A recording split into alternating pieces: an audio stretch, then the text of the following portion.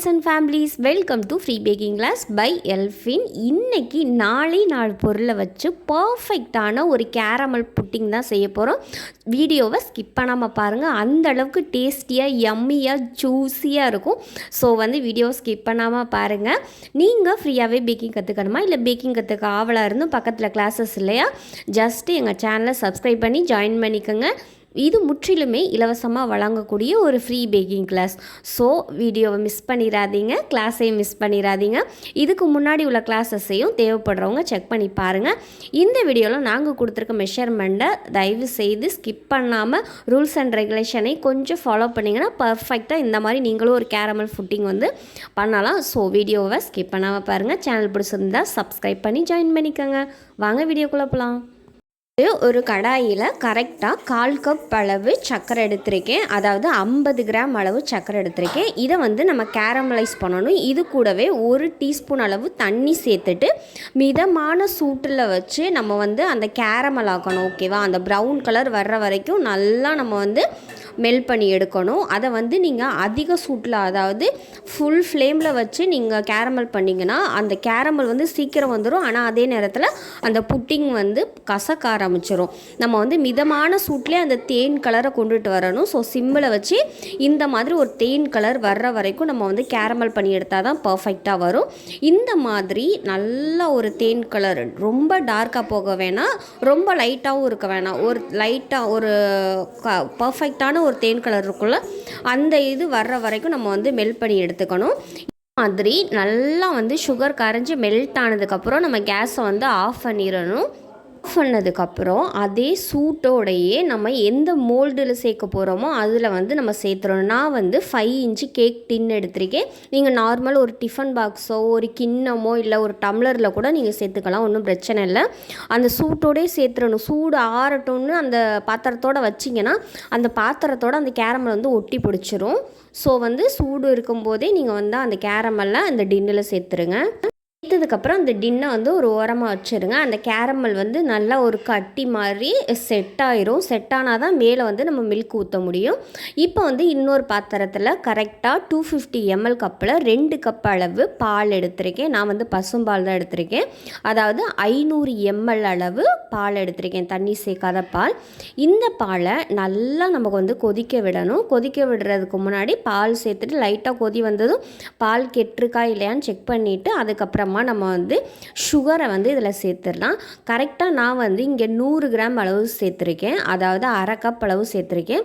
உங்களுக்கு சுகர் கம்மியாக வேணும்னா 75 கிராம் அளவு சேர்த்துக்கோங்க. அதாவது 1/4 கப் ப்ளஸ் 2 டேபிள் ஸ்பூன் சேர்த்துக்கோங்க. நான் 1/2 கப் சேர்த்துருக்கேன். 1/2 கப்புங்கிறது கொஞ்சம் நல்லா ஒரு எப்படி சொல்கிறது, சில பேருக்கு பால் கொஞ்சம் இனிப்பு கம்மியாக இருந்தால் ஒமட்ராப்பில் வரும்னு சொல்லுவாங்களே, அந்த மாதிரி இல்லாமல் ஈவனான இனிப்பாக இருக்கும். அதுக்கு நான் கரெக்டாக இன்றைக்கி 1/2 கப் அளவு சர்க்கரை சேர்த்துருக்கேன். சர்க்கரை சேர்த்ததுக்கப்புறம் நல்லா நம்ம கிண்டிகிட்டே இருக்கணும். அதாவது மேலே ஆடை படியும்ல, ஆடை படிய விடக்கூடாது. சைடுலையும் ஆடை ஒட்டி இருக்கும்ல, அந்த மாதிரி படிய விடாமல் நல்லா சுரண்டி விட்டு பாலை கிண்டிகிட்டே இருக்கணும். நீங்கள் இப்போ 1/2 லிட்ரு பால் ஊற்றிருக்கீங்க, அதாவது 500 ml பால் ஊற்றிருக்கீங்களா, அது 250 ml வர்ற வரைக்கும் நம்ம சுண்டை காய்ச்சணும். அப்போ தான் நம்மளுக்கு இந்த க்ரீமி டேஸ்ட் வரும். ஓகேவா? இப்போ இந்த பாலை நான் பாதியாக குறையிற அளவுக்கு நல்லா காய்ச்சி எடுத்துக்கிறேன். இப்போ பாருங்கள், நம்ம சேர்த்த பால் பாதி அளவுக்கு சுண்டி நல்லா ஓரளவுக்கு கேரமல் மாதிரி லைட்டாக இருக்கும். ஸோ இந்த அடியில் அந்த சுற்றி இருக்கிற பாலாடைகள் அதை எல்லாத்தையும் நல்லா நசுக்கி விட்டு ஒன்றா சேர்த்து நம்ம பாதியாக குறையிற அளவுக்கு காய்ச்சி எடுத்தாச்சு. இப்போ இந்த பால் கொதிச்சிட்ருக்க நேரத்தில் இன்னொரு சைடில் நீங்கள் ஒரு பாத்திரத்தை எடுத்துக்கோங்க. ஒரு ஈரமில்லாத பாத்திரத்தில் கரெக்டாக ரூம் டெம்பரேச்சரில் இருக்க முட்டை 2 முட்டை எடுத்துக்கோங்க. அதாவது கண்டிப்பாக ரூம் டெம்பரேச்சரில் தான் இருக்கணும். ஃப்ரிட்ஜில் இருந்து எடுக்கிறீங்கன்னா 2 மணி நேரத்துக்கு முன்னாடியே வெளியில் எடுத்து வச்சுட்டு அதுக்கப்புறம் யூஸ் பண்ணுங்கள். இந்த முட்டையோட ஸ்மெல் போகிறதுக்காக 1 டீஸ்பூன் அளவு வெண்ணிலா எசன்ஸ் சேர்த்துருக்கேன். வெனிலா எசன்ஸ் சேர்த்ததுக்கப்புறம் நீங்கள் நல்லா விஸ்க் வச்சு கலந்துக்கங்க. பீட்ரு வச்சு பீட் பண்ணணும்லாம் அவசியம் இல்லை. இந்த முட்டை நல்லா அந்த எசன்ஸ் கூட ஒன்றா மிக்ஸ் ஆகணும். ஒருவேளை உங்களுக்கு எக்கு பிடிக்காது, எக்கு இல்லாமல் பண்ணணுன்னா கஸ்டர்ட் பவுடர்னு சொல்லிட்டு பேக்கிங் ரா மெட்டீரியல் ஷாப்பில் கிடைக்கும். அந்த பவுடர் வந்து 2 டேபிள் ஸ்பூன் அளவு டேரெக்டாக அந்த பால்லே சேர்த்து கிளறிட்டு நீங்கள் வந்து மோல்டில் ஊற்றிக்கோங்க. இப்போ நம்ம முட்டை சேர்க்குறனால இதை வந்து லைட்டாக பீட் பண்ணிவிட்டு நம்ம காய்ச்சி வச்சுருக்கோம்ல பால், அந்த பாலும் சர்க்கரையும் கலந்த கலவையை இந்த முட்டை கூட சேர்த்துட்டு நல்லா கலக்கிடுங்க. ஓகேவா? அந்த சூட்டிலே அந்த முட்டையோட ரா ஸ்மெல்லாம் போயிட்டு லைட்டாக குக் ஆகும். நல்லா தெரியும். அது வந்து அந்த முட்டை ஸ்மெல்லு கவுல்லாம் அடிக்காது. நல்லா இப்போ கலந்து எடுத்துக்கலாம். இப்போ கலந்து எடுத்ததை உடனே அந்த சூட்டோடே நம்ம கேரமல் சேர்த்து வச்சுருக்கோம்ல டின்னு, அந்த டின்னில் ஊற்றணும். ஆனால் டேரெக்டாக ஊற்றக்கூடாது. இந்த மாதிரி ஒரு சல்லடை வச்சுட்டு அது மேலே நம்ம அந்த பால் முட்டை சேர்ந்த கலவையை வந்து ஊற்றிட்டு அதை வந்து ஃபில்ட்ரு பண்ணணும். ஏன்னா ஒரு சில நேரங்களில் வந்து ஆடை விழுந்திருக்கலாம், அந்த கட்டி மாதிரி இருக்கும்ல, அதெல்லாம் இருக்கலாம்ல, அதை வந்து நல்லா வடிகட்டினா தான் டேஸ்ட்டு பர்ஃபெக்டாக வரும், ஸ்மூத்தாக வரும். ஸோ அந்த மாதிரி நம்ம வந்து ஃபில்ட்ரு பண்ணி எடுத்துக்கலாம். நல்லா வடிகட்டிட்டு அதுக்கப்புறமா நம்ம இட்லி பாத்திரத்தில் தண்ணி வைப்போம்ல, அந்த மாதிரி ஒரு பெரிய பாத்திரத்தில் தண்ணி வச்சுட்டு அதுக்கு மேலே இந்த மாதிரி ஒரு ஸ்டாண்டு இல்லைன்னா இந்த மாதிரி ஒரு ஜல்லடை உள்ள பாத்திரம் வச்சுட்டு மேலே வந்து நம்ம புட்டிங் ரெடி பண்ணி வச்சுருக்கோம்ல, அந்த கேரமல் அந்த பால் மிக்ஸு, அதை வந்து ஒரு ஃபுட் ரேப்பர் வச்சு, அதாவது சில்வர் ஃபாயில் வச்சு நான் வந்து க்ளோஸ் பண்ணியிருக்கேன். அது இல்லைன்னா நீங்கள் நார்மல் ஒரு அதுக்கேற்ற மாதிரி ஒரு தாளம் ஒரு மூடி அந்த மாதிரி போட்டு க்ளோஸ் பண்ணிவிட்டு இந்த மாதிரி ஆவியிலே வேக வைக்கணும். ஓகேவா? கரெக்டாக 30 நிமிஷம் அளவு வேக வைங்க. நம்ம மூடி வைக்கிறோம் அப்படின்னா அதில் வேர்வை தண்ணி வந்து வடியாமல் இருக்கிறதுக்காக இந்த மாதிரி அரை மணி நேரம் கரெக்டாக வேக வச்சதுக்கப்புறம் அதை வந்து லைட்டாக ஒரு 1/4 மணி நேரம் நார்மல் ரூம் டெம்பரேச்சர்லேயே வச்சுருங்க. அதுக்கப்புறமா ஃப்ரிட்ஜில் எடுத்து கரெக்டாக ஒரு 1.5லேருந்து 2 மணி நேரம் அளவு வச்சு எடுத்திங்கன்னா சுவையான பர்ஃபெக்டான நம்ம கேரமல் புட்டிங் வந்து ரெடி ஆயிரும். ஸோ வந்து இதை நான் டீமோல்ட் பண்ணி காமிக்கிறேன். டீமோல்ட் பண்ணும்போது டக்குன்னு எடுத்து கவுத்துறாதீங்க பிளேட்டில்.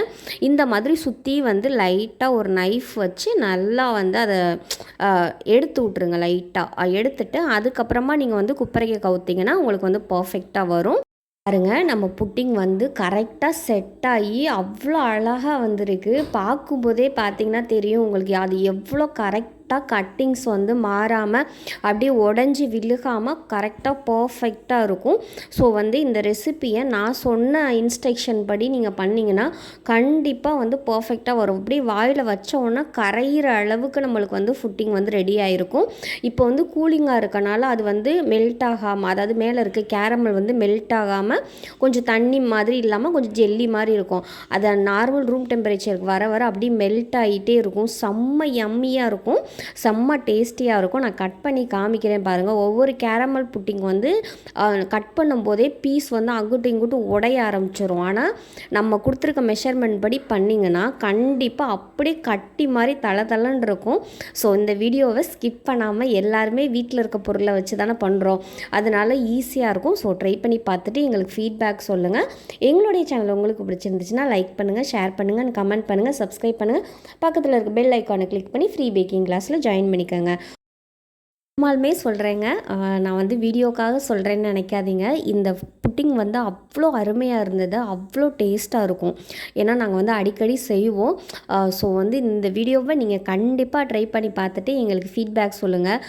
என்னால் வீடியோக்கு வந்து ஷூட் பண்ணுறதுக்காட்டி எனக்கு சாப்பிட அவ்வளோ ஆசை.